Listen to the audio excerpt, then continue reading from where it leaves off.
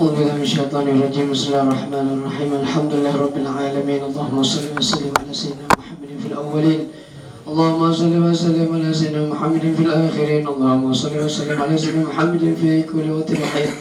اللهم صل وسلم على سيدنا محمد حتى ترث الأرض ومن عليها وأنت خير الوارثين. اللهم صل وسلم على سيدنا محمد وعلى آله وصحبه أجمعين. ولما نظم الفكر من نار الأوصال مع عقود توجهت إلى الله متوسل بسيدي وحبيبي محمد صلى الله عليه وسلم أن يجعل سيفي مشكورا وفعلي فيه محمودا، وأن يكتب عمل في الأعمال المقبولة، والتوجه في التوجه إليك الخلة والصلاة والوصلة. اللهم يا من إليه تتوجه الأعمال فتعود ضافرة، وعلى باب عزته تحط رحال وتشبه الغامرة.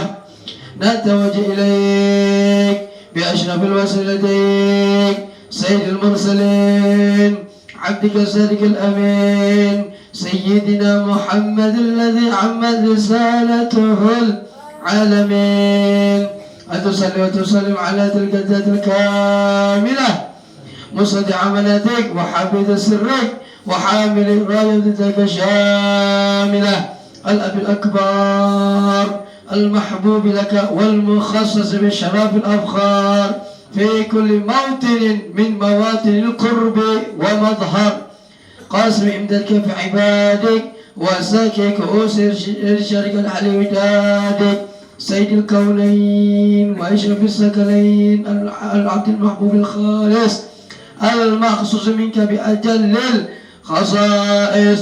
اللهم صل وسلم عليه وعلى آله وأصحابه وأهل حضرتك من حبابه.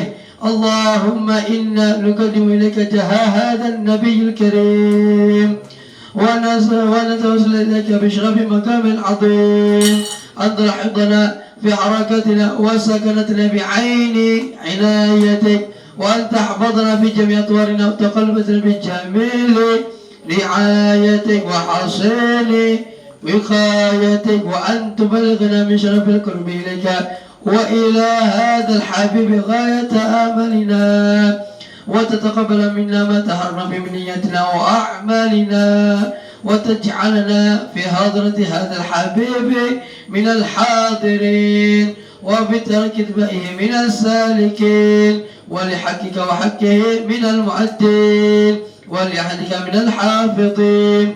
اللهم إن لنا عطما برحمتك الخاصة فلا تحرمنا، وظنونا جميلة هي وصلتنا إليك فلا تخيبنا.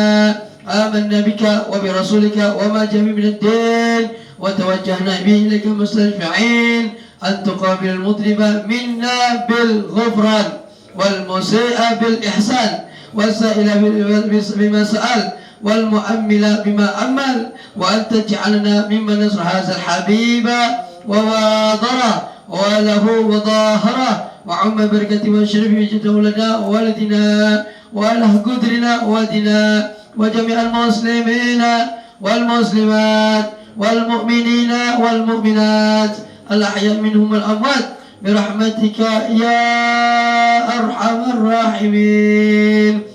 اللهم علمنا ودنا بكم في جميع الظالم منشورا، ومعلم الإسلام والإيمان بأهله مأمورة معنى وصورة، واكشف لهم كربة المكروبين، واقض دين المدينين، واغفر للمذنبين، وتقبل توبة التائبين، وانشر رحمتك على عبادك المؤمنين أجمعين، واغفر شر المعتدين والظالمين، وابسط العدل بولاة الحق في جميعنا والأقدار، وأيد بتأييد من عندك ونصر على المعالين من المنافقين والكفار، واجعلنا يا رب في الحسن حسن من جميع البلايا، واجعلنا يا رب في الحسن حسن من جميع البلايا، واجعلنا يا رب في الحسن حسن من جميع البلايا، واغفر المكين الذنوب والخطايا، وأدمنا في العمل بذلك صدق الخائمين،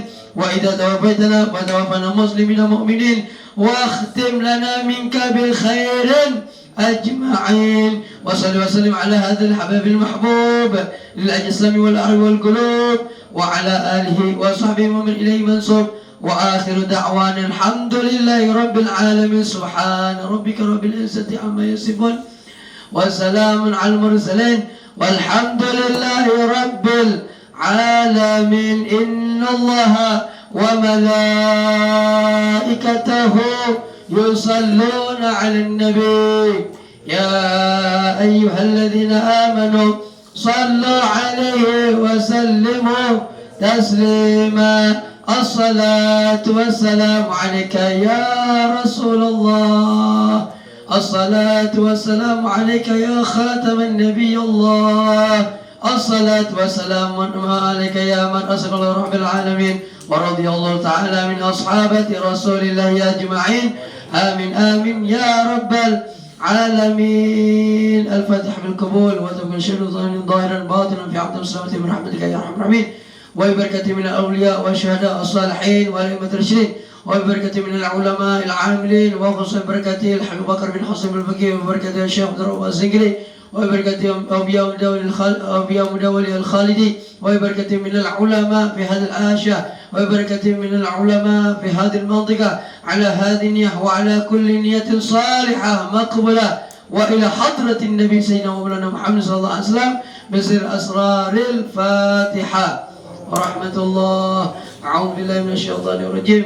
بسم الله الرحمن الرحيم. الحمد لله رب العالمين الرحمن الرحيم مالك يوم الدين. إياك نعبد وإياك نستعين اهدنا الصراط المستقيم صراط الذين أنعمت عليهم غير المغضوب عليهم ولا الضالين آمين.